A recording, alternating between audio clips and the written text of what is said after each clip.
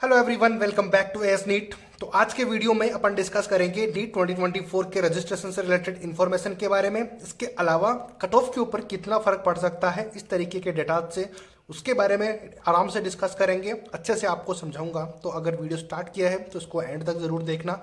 एक एक बात को ध्यान से समझना, आपको समझ आ जाएगी। तो 25 लाख से भी ज़्यादा स्टूडेंट ने अभी तक रजिस्ट्रेशन कर दिया है, लेकिन इंटरेस्टिंग बात यह है कि अभी भी रजिस्ट्रेशन स्टार्टेड है, जो कि लास्ट डेट इसकी 16 मार्च 2024 हो चुकी है।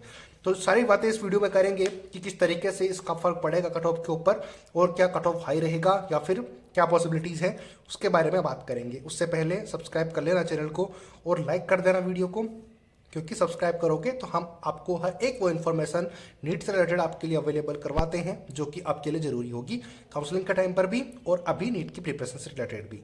तो इसके बारे में आपको सारी डिटेल्स मिलेगी इस चैनल के ऊपर, तो सब्सक्राइब करके रख लेना। अभी 1 बाय 1 करके स्टार्ट करते हैं कि आखिर इतने ज़्यादा रजिस्ट्रेशन कैसे हुए हैं, इसका क्या फ़र्क पड़ेगा कट ऑफ के ऊपर।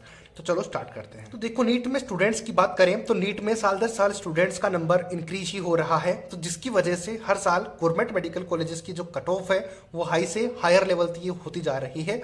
और इससे स्टूडेंट्स और पेरेंट्स की ये चिंता हो रही है कि इस साल कट ऑफ क्या बहुत ज़्यादा रहेगा, क्योंकि जब 2023 में इतना हाई रहा था तो क्या अब 2024 में और ज़्यादा हाई रहेगा, क्योंकि स्टूडेंट्स तो बहुत ज़्यादा इंक्रीज हो गए हैं इस साल, और अभी भी रजिस्ट्रेशन की जो विंडो है वो ओपन ही है।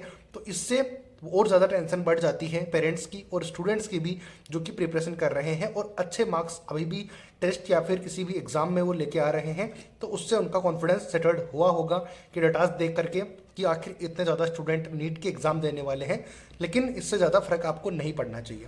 अभी बात कर लेते हैं कि ईयर वाइज कितने students year by year increase हुए हैं इस एग्जाम देने के लिए और एग्जाम का फॉर्म फिल करने के लिए। तो देखो, 2020 की बात करें तो एस्टिमेटेड लगभग 16 लाख स्टूडेंट ऐसे थे जिन्होंने एग्जाम के लिए रजिस्ट्रेशन किया था। 2021 का भी नंबर ऑलमोस्ट सिमिलर है, क्योंकि अपीयर होना और एग्जाम के लिए जाना वो थोड़ा डिफरेंस है, बट मैं एक आपको आइडिया बता रहा हूँ। तो है तो वो नीट की एग्ज़ाम देने के लिए ही, क्योंकि वो एलिजिबल है नीट का एग्ज़ाम देने के लिए, इसीलिए तो उन्होंने फॉर्म फिल किया और कहीं ना कहीं पे वो इंटरेस्टेड है, चाहे तो वो पेरेंट्स के प्रेशर से हो या फिर खुद के प्रेशर से। तो नंबर ऑफ स्टूडेंट्स यहाँ पर भी 16 लाख थे, तो यहाँ पर ज़्यादा चेंजेस नहीं आए। लेकिन आपको पता है कि कोरोना के बाद में ये ज़्यादा ट्रेंड्स बढ़ गया सबके साथ में कि बनना तो डॉक्टर ही है। अब 2022 की बात करें तो 18.7 लाख, यानी कि लगभग 2.5 लाख स्टूडेंट्स या फिर इससे भी ज़्यादा स्टूडेंट ने ज़्यादा इंक्रीज हुए एक ही साल के अंदर, जो कि 20 और 21 में एकदम सेम थे।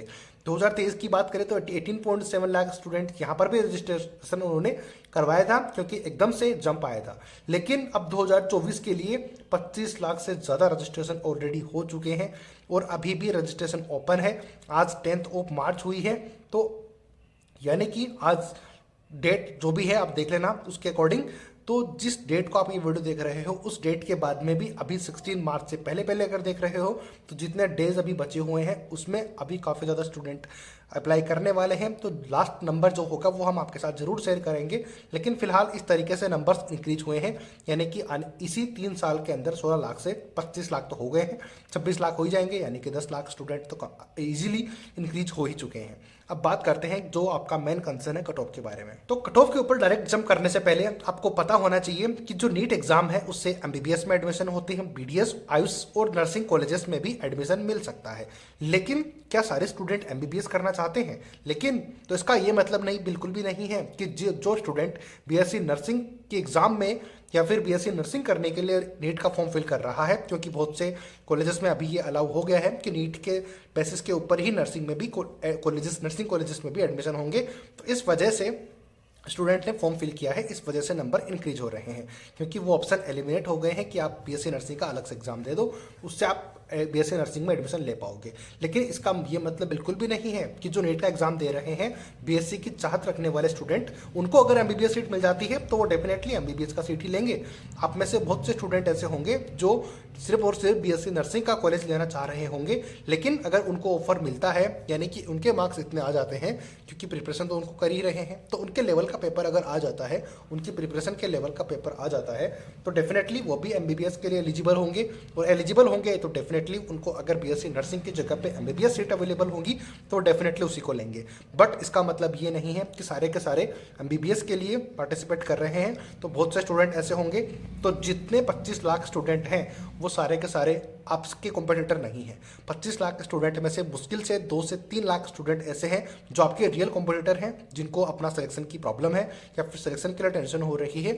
उन स्टूडेंट को सिर्फ कॉम्पिटिशन आपका 25 या 25 से ज़्यादा जितने भी स्टूडेंट हैं उनसे आपका कॉम्पिटिशन नहीं है। आपका कॉम्पिटिशन है सिर्फ और सिर्फ 1.5 से 2 या फिर 2 से 3 लाख आप मैक्सिमम मान लो उन स्टूडेंट से, उससे ज़्यादा नहीं होने वाला, क्योंकि बहुत कम तो क्वालिफाई ही नहीं होंगे। ये आपको डिग्रेड करने का मेरा मोटिव नहीं है। मैं आपको बता रहा हूँ कि आपको टेंशन जरूर हो रही होगी कि हमें एमबीबीएस सीट मिलेगी या फिर नहीं मिलेगी। इसका मैं सिनेरियो आपको थोड़ा सा बता रहा हूँ। बाकी और मैंने आप आगे लिखी हुई है सारी बातें, तो आपको मैं नोट करके बता रहा हूँ, बाकी मैं खुद आपको बता ही रहा हूँ। तो कंपटीशन मैंने बता दिया आपका 2 से 3 लाख स्टूडेंट के बीच में ही है। अब कट ऑफ की बात करें तो ये फिर डिपेंड करती है कि नंबर ऑफ स्टूडेंट्स। तो नंबर ऑफ स्टूडेंट्स तो आपको पता ही लग गया कि बहुत ज़्यादा है।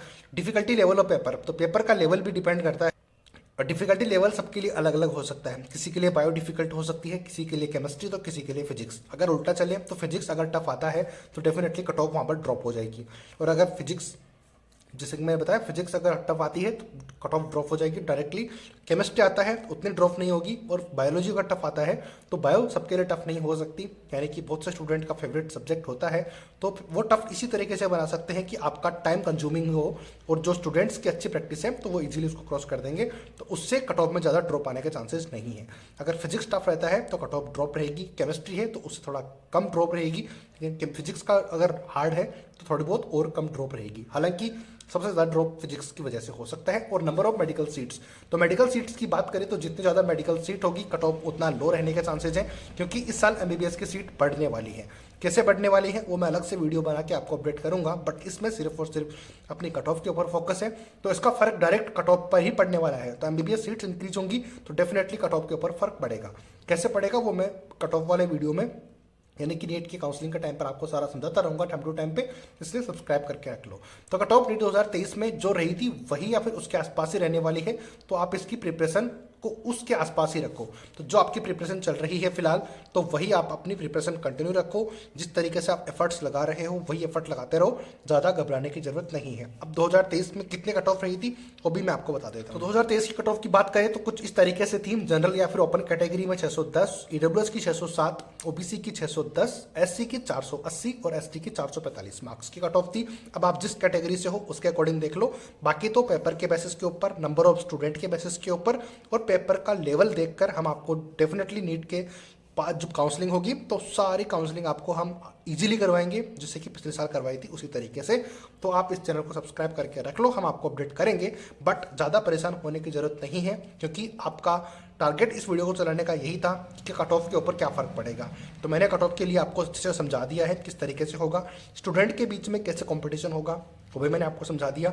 अब कट ऑफ कितनी रह सकती है, तो इसी के आसपास कट ऑफ रहेगी, क्योंकि पिछले साल हुआ ये था कि बहुत सी सीटें ब्लॉक्ड थी और उसके ऊपर एडमिशन नहीं भी हो पाए थे, तो काफ़ी ज़्यादा सीटें वैकेंट भी रही थी। अलग अलग उसका रीजन है, तो एक वीडियो में आपको समझ नहीं आएगा, बट सीटें ब्लॉक थी, इस वजह से कट ऑफ इतनी रही थी। लेकिन इस साल क्योंकि एमबीबीएस सीट्स भी इंक्रीज होंगी और जो है सीटें ब्लॉक होने के चांसेस भी कम रहेंगे, जिस वजह से प्रॉपर मैनेजमेंट के थ्रू काउंसलिंग होगी, तो फिर आपके चांसेस ये रहेंगे कि आपके कट ऑफ उतने ज़्यादा ना रहे। बट पेपर के देखकर, स्टूडेंट को देखकर और डिफिकल्टी लेवल को देखकर हम आपको सजेस्ट करेंगे, जैसे कि पिछले साल बताया था सेम वही रही थी, तो फिर इस साल भी हम आपको डेफिनेटली बताएंगे। बट अगर आपका स्कोर इसके आसपास रहेगा तो डेफिनेटली आपको टेंशन लेने की जरूरत नहीं है, आपको सारी चीज़ें एकदम अच्छे से समझ में आ जाएंगी। तो कट ऑफ की टेंशन आपको खत्म हुई होगी, अच्छे से समझ आई होंगी। इसके अलावा अगर आपका कोई डाउट है, कुछ पूछना चाहते हैं, तो डेफिनेटली आप कमेंट करके पूछ सकते हैं। इसके अलावा डिस्क्रिप्शन बॉक्स में इंस्टाग्राम आईडी का लिंक गिवन है, वहाँ से आप डायरेक्ट भी पूछ सकते हो। तो जानकारी कैसी लगी ज़रूर बताना, कुछ आपको फ़ायदा हुआ या फिर कुछ अच्छा लगा तो भी ज़रूर कमेंट करके बताना। बाकी आप कहाँ पर एडमिशन लेना चाहते हो, कौन सा आपका फेवरेट मेडिकल कॉलेज है, वो भी आप ज़रूर कमेंट करके बताना। और टेस्ट में अगर आप कहीं से दे रहे हो तो वो भी बताना कि आपके कितने मार्क्स आ रहे हैं। वन शॉट वीडियोस बायोलॉजी से रिलेटेड, केमिस्ट्री से रिलेटेड हम डालते रहेंगे, क्योंकि हमारा काम ये है कि आपको सारी चीज़ें इन द शॉर्ट वीडियो के फॉर्म में आपको बताएं, ताकि आपका लास्ट टाइम पर अच्छे से रिविजन हो पाए। तो मिलते हैं नए अपडेट, नई वीडियो के साथ। उम्मीद है लाइक और सब्सक्राइब आप जरूर करोगे। जय हिंद, जय भारत।